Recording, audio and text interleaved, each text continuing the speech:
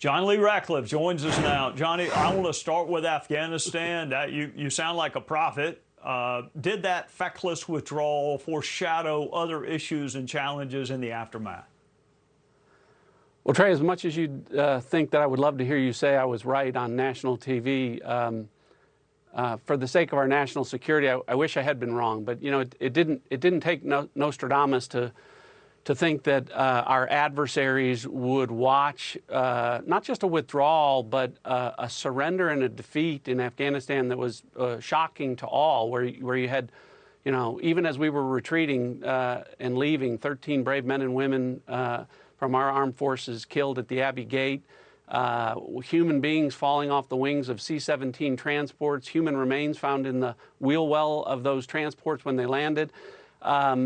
You know, our adversaries watching that really saw that this was a different administration, and the idea that China and Russia and Iran and all of our adversaries would not test us and test this administration to see whether, when they get punched, if they would punch back, you know, was something that unfortunately we thought would happen. And if you look around the world, Trey, in all of those places with all of those adversaries, all of those things are unfortunately happening as we speak.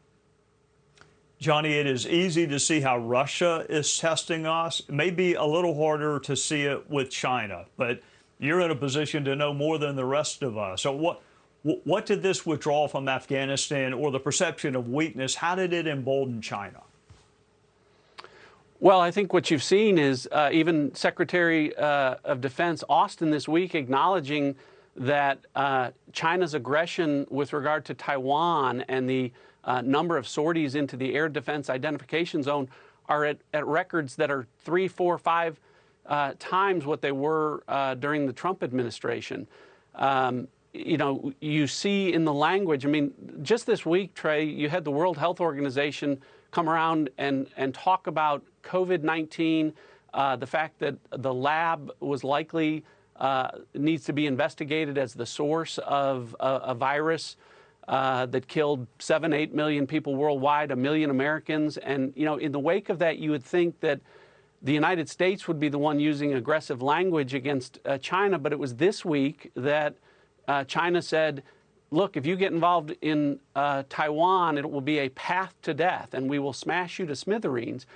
And this administration's response to that language was for the White House to admit that they plan to ease sanctions and tariffs against China. So, you know, you have the perception from President Xi that not only is America in decline, but that we see weakness there and that we're willing to accede to them. And that's why I think you're seeing not just their actions ramp up, but across the board, their aggression in the Indo-Pacific and around the world. All right, Johnny, I know that you do not sleep very much at night, so you may not be the right person for me to ask, but you've seen all there is to see, and you know things the rest of us don't know. So if something were to keep you up at night more than it already does, what would it be over the next 12 months?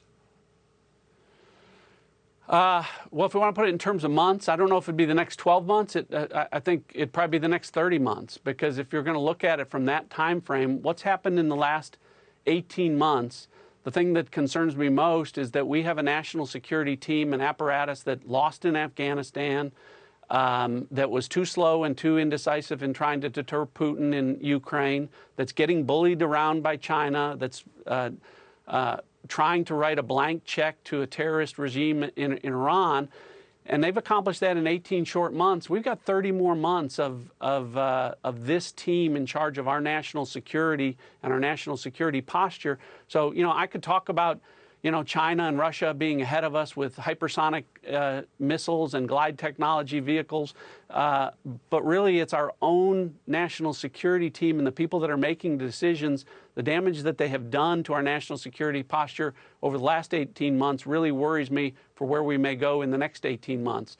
I hope that the next American president steps in and the United States is still the world's only superpower.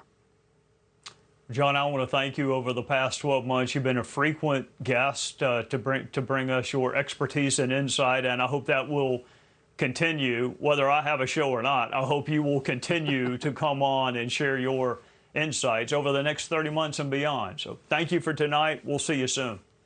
Congratulations on your success, Trey. Thank you. Hey, Sean Hannity here. Hey, click here to subscribe to Fox News YouTube page and catch our hottest interviews and most compelling analysis. You will not get it anywhere else.